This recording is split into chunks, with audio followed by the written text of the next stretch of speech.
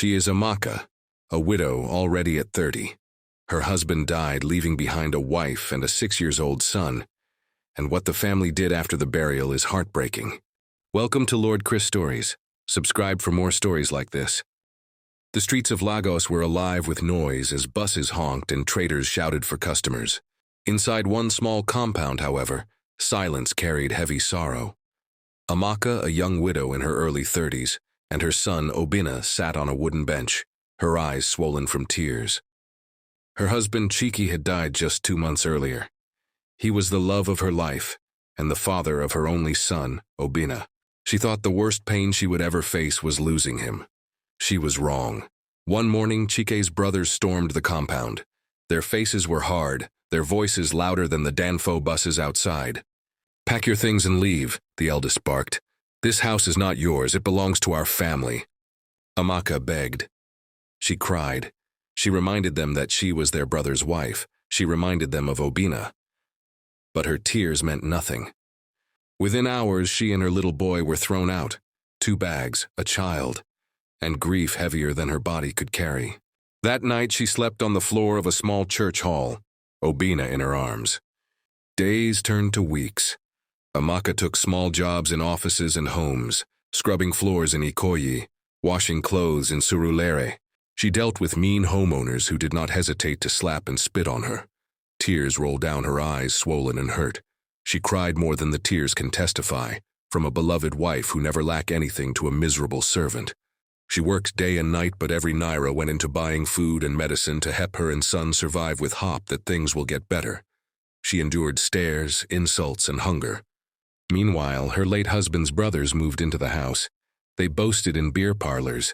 They laughed about their new property, but soon their laughter turned to whispers. At night, footsteps echoed in the corridor. Doors slammed without wind. Chike's portrait fell from the wall, twice. The youngest brother swore he heard his name whispered in the dark. Still, greed held them strong. Fear would not make them leave. One afternoon, while cleaning in a real estate office, Amaka overheard a conversation. 2 men were laughing about a deal. "They want to sell a house in Surulere. Cheap, quick money," one said. "Which house?" Amaka asked quietly, pretending to dust the table. They mentioned her home, her husband's house. Her blood turned cold. They were not only thieves, they were ready to erase her son's inheritance. That night she prayed, tears streaming down her face. But this time her tears were not from weakness. They were from anger. With courage burning in her heart, Amaka picked her best dress, managed to make her hair look presentable, and went to a women's rights group office in Lagos. She told them her story. The group investigated. And then, like a miracle, the truth appeared. Before his death, Chiki had updated his will. He left everything, his house, his savings, his land, to Amaka and little Obina. The will had been locked away in a lawyer's office. His brothers never mentioned it. They wanted her gone so they could steal. The case went to court. The brothers came, arrogant and smiling. But when the will was read out loud, their faces turned pale. The judge's voice was firm. "The property belongs to Amaka and her son. The brothers must leave the compound immediately and pay damages for harassment." Amaka didn't know whether to be happy or cry. She gave a hug to her son with a great relief.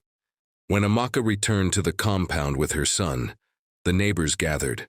Some clapped, some shouted, "God, Don, catch them!" Others watched silently, ashamed for not helping her before. Amaka did not smile. She held her son's hand and walked straight to the door. She was not thinking of revenge. She was thinking of survival. That night, as mother and child lay on their own bed again, the compound was quiet. No footsteps, no whispers, no slamming doors. It was as if Cheek's spirit finally rested. Justice had been done. And Amaka, once chaste and broken, rose as the true owner of the home she almost lost. Thanks for watching.